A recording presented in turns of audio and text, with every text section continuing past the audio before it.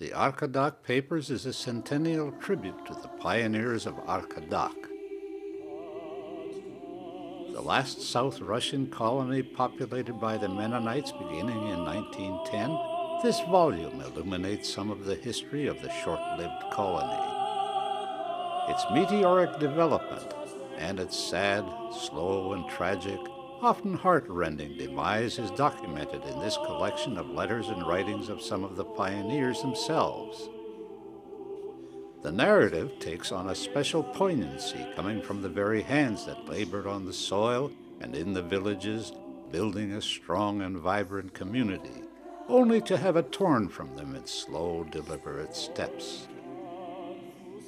Many of the letters, diaries, and manuscripts have been lost to the archives, probably scattered around the world wherever the descendants now call home. Thus, these Arkadak Papers are put forth to honor all of the Arkadak pioneers, to preserve their stories as much as possible so they not be lost to history. The Arkadak Papers, written and narrated by Victor Epp. Acknowledgements.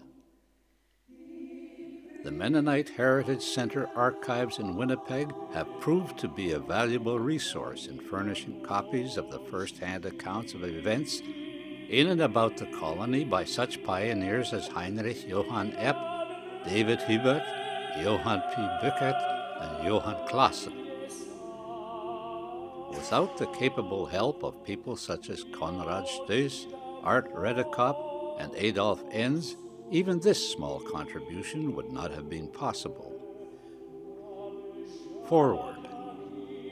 What causes these periodic eruptions of interest in unknown places and unknown events? What small spark ignites our curiosity about tiny dots on a map halfway around the world with names we find hard to pronounce and lifestyles we can only imagine? Yet it happens all the time in different regions around the world. Not knowing where to go without knowing where you've been is likely at the heart of it. Someone once wisely said that in order for a house to stand, it must first have a solid foundation. Perhaps we are looking for the strong cornerstones of our own foundation. It is no different with Arkadak, daughter colony of the overcrowded Chortitza colony. This was the land of new opportunity for the landless. Buried here are the roots of our ancestors. Among these ruins we will find the cornerstones on which our house stands. Long gone are the fields of wheat and the fruit orchards that promised so much to the little daughter colony called Arkadak. Yet, every so often something stirs a memory, and suddenly there is a thirst to follow it to its source. Gone too are the flour mills, the brick plants, and the other industries born of the fruits of the soil in Arkadak. Yet, the root of many of the skills we use in pursuing our vocations and trade practices today can be traced back to Arkadak. Even the name of the colony, foreign to our lips, fades gradually into the sands of time. Then someone says the word Arkadak, and a gentle nudge stirs an unknown familiarity that feels like home deep in the subconscious. But there is no one left to ask about this place, nor is there anyone left to tell about it. Or is there? The bones of Arkadak's pioneers lie buried on 3 different continents. Their descendants dot the landscape of these far-flung places where they live and work and raise their families, oblivious to the common ancestral bond. Arkadak is the place where our forefathers worked and worshipped together, where they married and raised their families.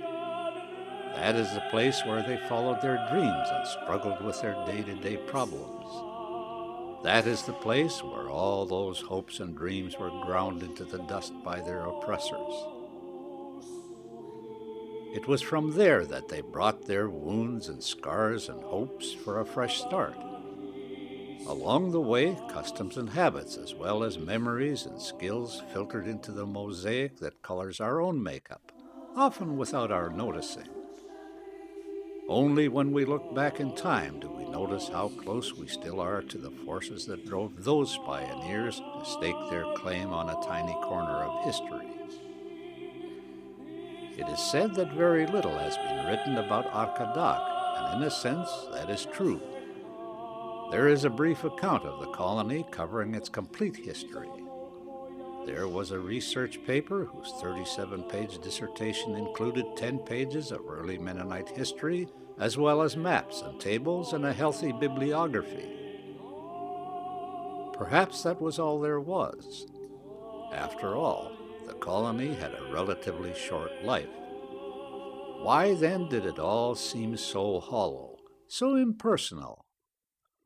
The facts, after all, were accurate and detailed, but the people had no faces. They were in the abstract.